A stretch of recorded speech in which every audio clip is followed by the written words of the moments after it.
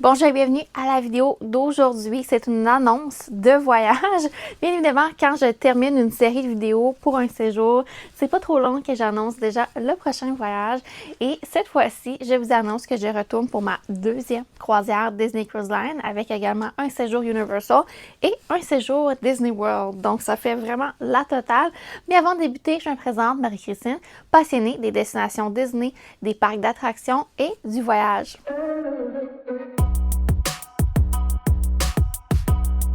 Donc, pour ce séjour, mes dates de voyage sont du 22 au 29 avril 2026, donc 8 jours au total. Et pour ma part, je vais toute seule prendre l'avion, mais les gens avec qui je voyage seront déjà en Floride, à Orlando. Donc, ils vont venir me chercher à l'aéroport lors de mon arrivée. Donc, c'est un 8 jours sur place et je vais vous détailler vraiment le prix du séjour, le plan de match, la planification, ce que j'ai prévu, puisque je me garde quand même du lousse dans mon horaire, mais ça va vous donner un aperçu de comment j'organise tout ça avec une croisière Disney au milieu de mon séjour. Donc, pour mon vol d'avion du 22 au 29 avril 2026, il a été réservé très d'avance. Celui-ci, je l'ai réservé vers la fin du mois de septembre 2025. Je savais que je voulais partir en séjour pour ces dates-ci. Il y avait vraiment des bons tarifs avec Air Canada et c'est une période de l'année que c'est quand même difficile de voyager à partir de l'aéroport de Québec. Il n'y a pas beaucoup d'inventaire, spécialement pour Orlando. Donc, avec Air Canada, mon vol est à 685 et 69 $ canadiens. Et ça comprend mon choix de siège, un carry-on, un sac à dos et une valise enregistrée. Donc, je trouve que pour le tarif, c'est super bien. Moi, je trouve ça excellent. J'aurais pu ne pas prendre le choix de siège, mais pour moi, c'est important d'avoir la valise enregistrée, puisque croisière égale changement de outfit aux 2 minutes. Donc, je devrais être bien organisée.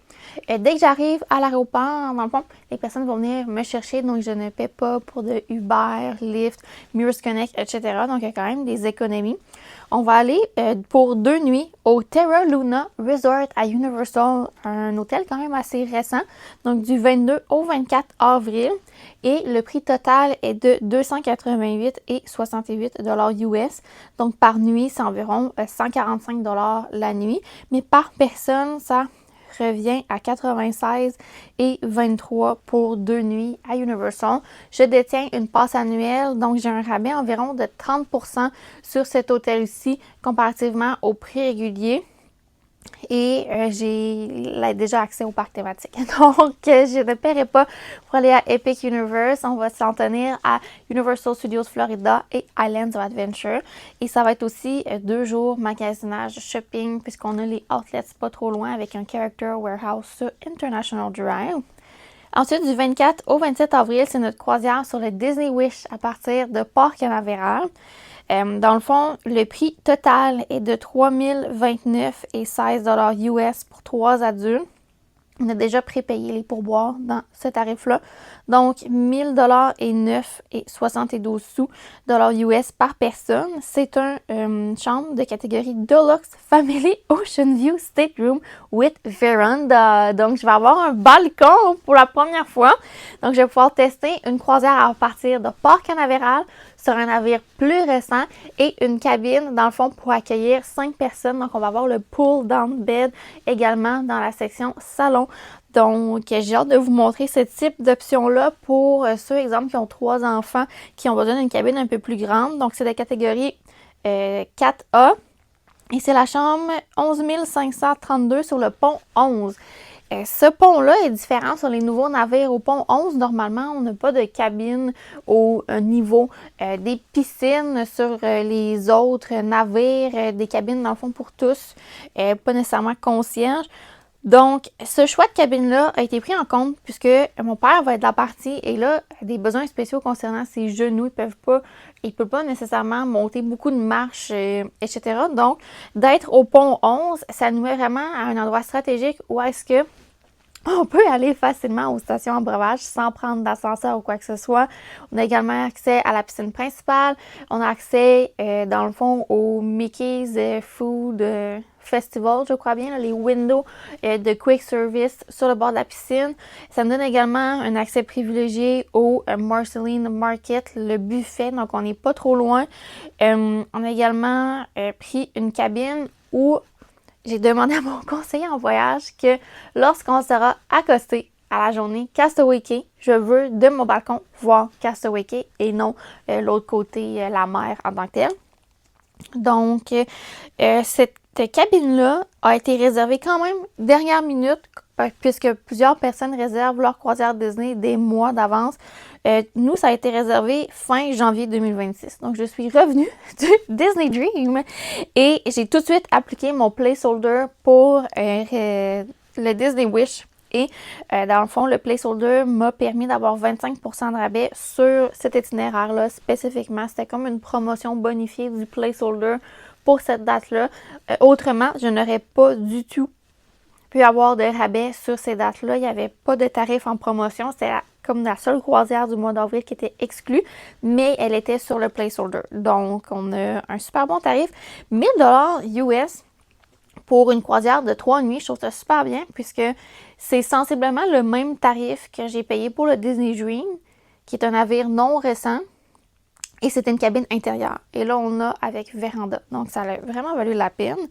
Et on va devoir payer le stationnement à Port Canaveral qui est environ 20 $ US par jour, donc on n'utilisera pas de navette ou quoi que ce soit puisqu'on va avoir une voiture sur place. Donc, puisque dans le fond, j'y vais avec mes parents, ils descendent en voiture et ils vont être là avant et après le séjour, bien, on a la voiture, donc c'est pour ça qu'on ne planifie pas du tout de prendre de navette. C'est beaucoup plus avantageux pour nous de nous stationner directement à Port Canaveral. Donc, du Terra Luna, et cette journée-là, on va se rendre au Port Canaveral. On a quand même une heure d'embarquement assez tôt.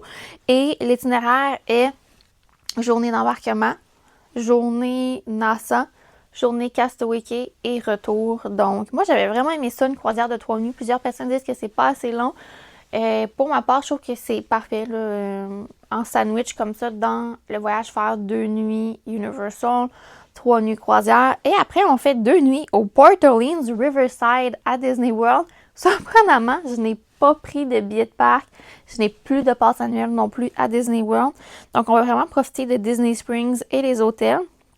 Donc, pour 2 nuits, c'est 590 et 86 $ US.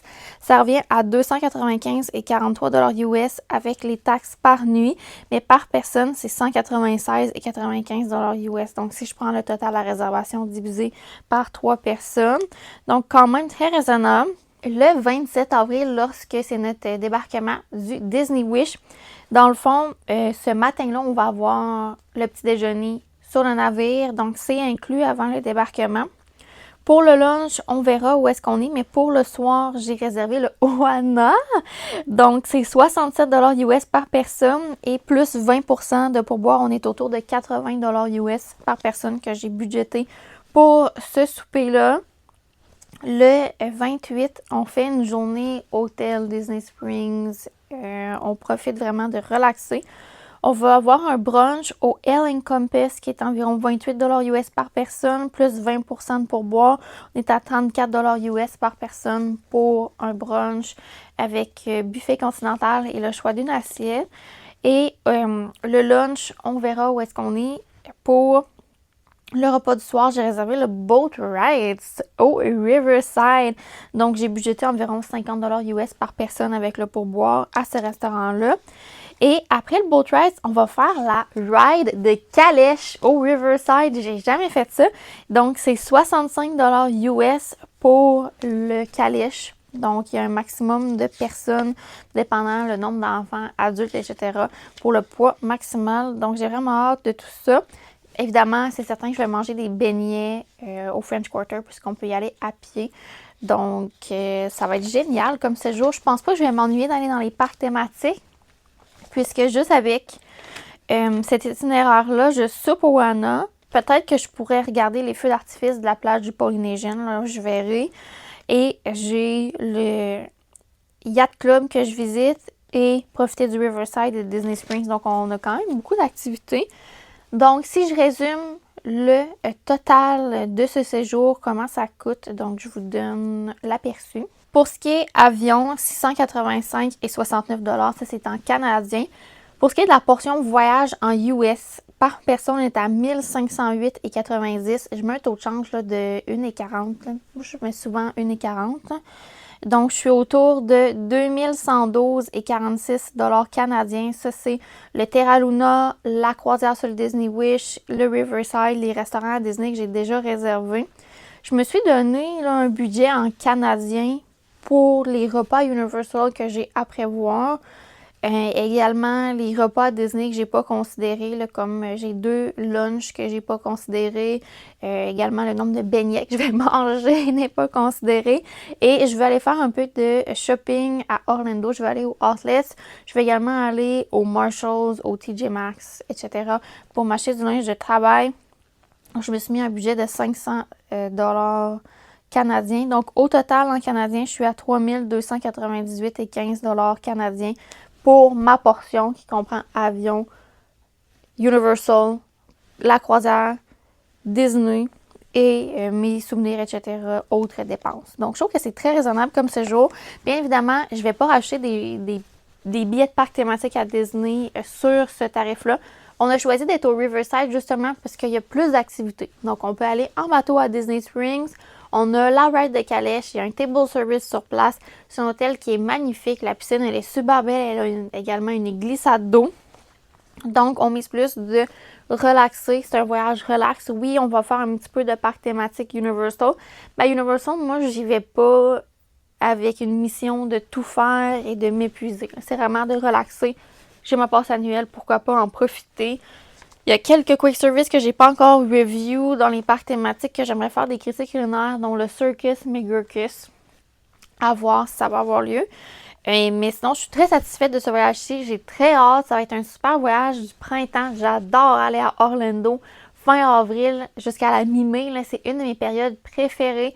Les magnolias seront en fleurs à Orlando. C'est magnifique.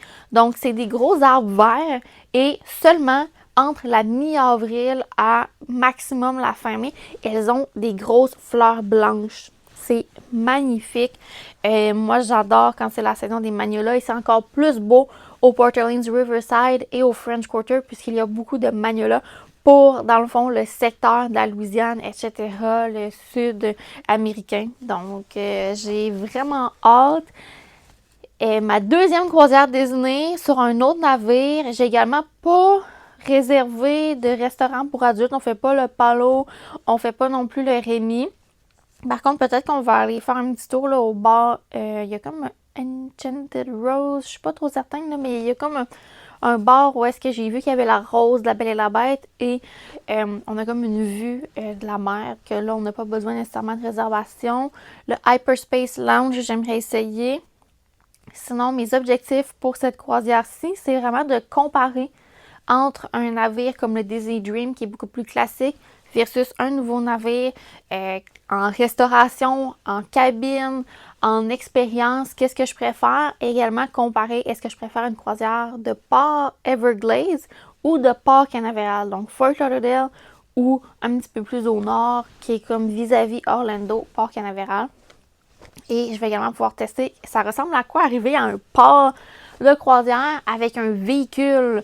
Donc, également quelque chose de différent. Donc, ça va être des belles expériences. J'ai vraiment très hâte. Je suis vraiment énervée.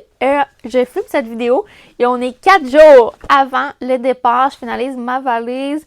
Ça ressemble beaucoup à ce que j'avais amené au mois de janvier, mais un peu plus des vêtements plus chauds. Plus de maillots de bain puisque la température sera de la partie. Donc, j'ai vraiment très hâte de vous amener avec moi dans cette aventure Universal, Disney Cruise Line, Disney World. Ça va être la totale séjour à Orlando. Donc, ça fait un plaisir pour moi et on se dit pour une prochaine fois. Bye!